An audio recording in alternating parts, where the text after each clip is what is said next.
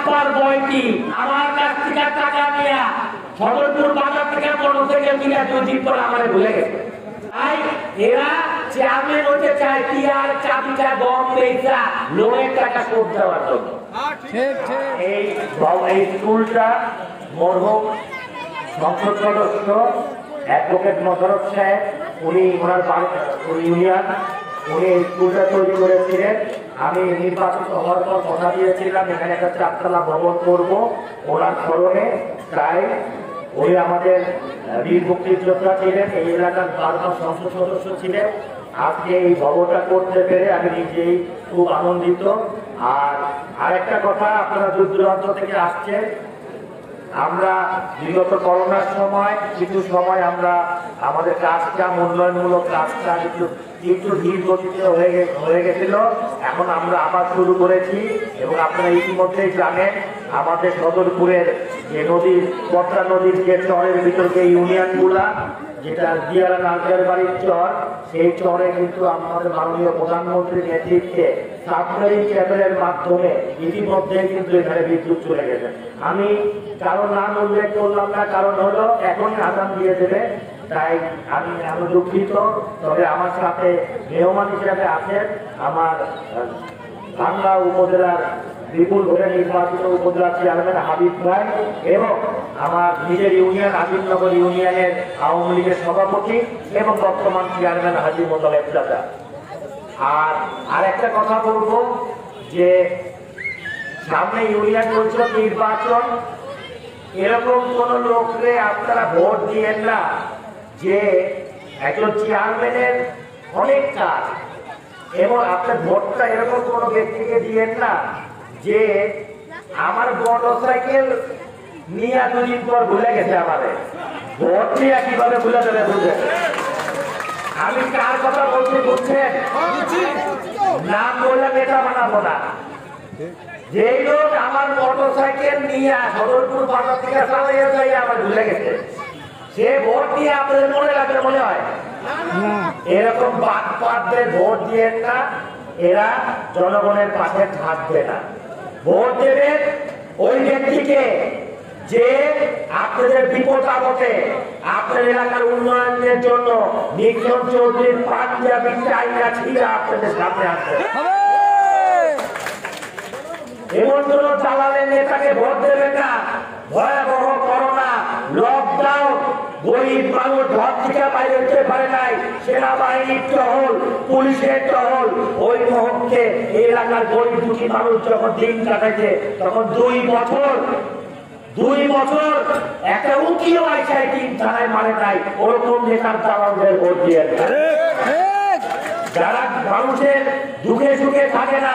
আজকে 2টা বছর এত বড় বন্যা হয়ে গেল, এত বড় ভয়াবহ বিশ্বের মধ্যে সবচেয়ে বড় করোনা, একদিন গাড়ির গ্লাস উঠেও পয়সা দেখতে পারত। আজকে সেই ব্যক্তিরা আমার ভোটের সামনে আইসা হাত জোর করে হবে ভিক্ষা দাও, ভিক্ষা দাও। আরে ভিক্ষা দেওয়ারও তো একটা যোগ্যতা থাকে, সেই যোগ্যতাও তো তাদের নাই। আজকে আপনার ভোট নিয়ে আপনাকে যে প্রতিশ্রুতি দেবে সেটা রক্ষা করবে। এই এলাকার বাটপার বয়টি আমার কাছ থেকে টাকা নিয়ে সদরপুর বাজার থেকে মোটরসাইকেল কিনে 2 দিন পর আমারে ভুলে গেছে। সেই লোক আমার আপনার ভোটের কি রক্ষা করবে? তাই এরা চেয়ারম্যান হতে চায় টিয়ার চাবিটা বম পেয়েছা লোনের টাকা শোধ দেওয়ার জন্য। তাই ওই ব্যক্তিকে ভোট দেবেন। একজন এমপি থেকে একজন চেয়ারম্যান কিন্তু আপনি আগে পান। রাত 3টার সময় একটা এমপি যা দরজা ধাক্কাইলে পাবেন না, রাত 3টার সময় একটা চেয়ারম্যান যা পাবেন। তাই ভোট নষ্ট করবেন না। আজকে সামনে ইউনিয়ন পরিষদ নির্বাচন, ওই বয়সীদের মতন বাটপার চোরদের ভোট দিয়ে এলাকাটার উন্নয়ন থেকে বঞ্চিত করবেন না। আমরা মাঝে আছি, অনেকেই স্বপ্ন দেখতেছে যে উপজেলার পৌরসভার মতন নৌকা পাইয়া আমার গায়ে ঘাটলায় আসবো, আমি তার সমর্থন করে দেবো। সেইটা উপজেলা আর পৌরসভায়, যেটা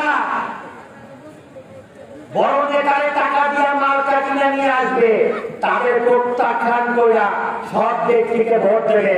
কারণ এখনো অনেক উন্নয়ন বাকি, এখনো মানুষের অনেক বিপদ আপদে অনেক কিছু করার আছে। তাই এলাকার জনগণের জন্য, মানুষের সেবা করার জন্য আজকে 7.5 বছরে যে উন্নয়নমূলক কাজ এই 3 থানায় হয়েছে, বিগত 40 বছরে তারা করতে পারে নাই। কিন্তু নির্বাচন আসলেই মাছ করে দাও, ভিক্ষা দাও, এতবার ভিক্ষা চানকে 2 বছরে নিজের বাড়ির জানলা দিয়েও কি দেখ নাই, জানলে এত ভয় পান, তবে এবার রাজনীতি করতে আসছে। আজকে যেদিন লকডাউন শুরু হয়, বাংলাদেশে সেনাবাহিনী নামছে, মনে আছে আপনাদের? মনে হয় সেদিন আমি ঢাকা থেকে, আমার ড্রাইভারও ছিল না, আমি নিজে গাড়ি চালাইয়া বাংলা সদরপুরে আইসা রাস্তায় রাস্তায় ঘুরছি। তা আমাদের পরিবার নাই, আমাদের করোনা হলে আমরা করবো না নাকি ওস্তাদের একাই যান, ওই দামেরই দাম আছে, আর মানুষের দামের দাম নাই। যাই হোক, সন্ধ্যা হয়ে যাচ্ছে, খালি একটা কথা বলবো, ভালো ব্যক্তিকে ভোট দেবে। আমাকে পাঞ্জাবি ছিঁড়া টাইম না আপনাদের বিপদের সামনে আনতে পারে এরকম লোককে ভোট দেবে। ভোটটা খুব প্রয়োজনীয় জিনিস, এটাকে যত্ন করে সঠিক ব্যক্তিকে ভোট দেবে। আর আমিও ওরা নেতারা খালি আমার সাথে চালাকি করে হারা বছর, বুঝলেন, হারা বছর চালাকি করে, তা আমিও চালাকি শুরু করছি। কত কি আমি এখন উদ্বোধন শুরু করে দিচ্ছি। এখন আর আমার মিটিং মিছিলে টাকা খরচ হয় না, ওরা এখন আমি তফসিল দেওয়ার মতো একটানা উদ্বোধন করতে থাকবো আর মিটিং করতে থাকবো, ঠিক আছে না? এখন দেখি এইখানে যাই বড় জনসভা, তো এখন নেতাদেরও কিছু যা কিছু খরচ করবো, পরিশ্রম করবো, কি তাই না? সবাই ভালো থাকেন, শেখ হাসিনার জন্য দোয়া করে।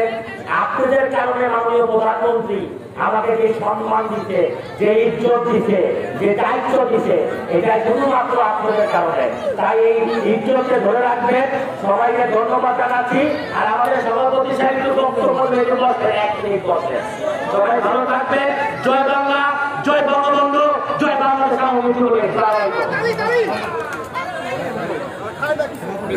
বিসমিল্লাহির রহমানির রহিম।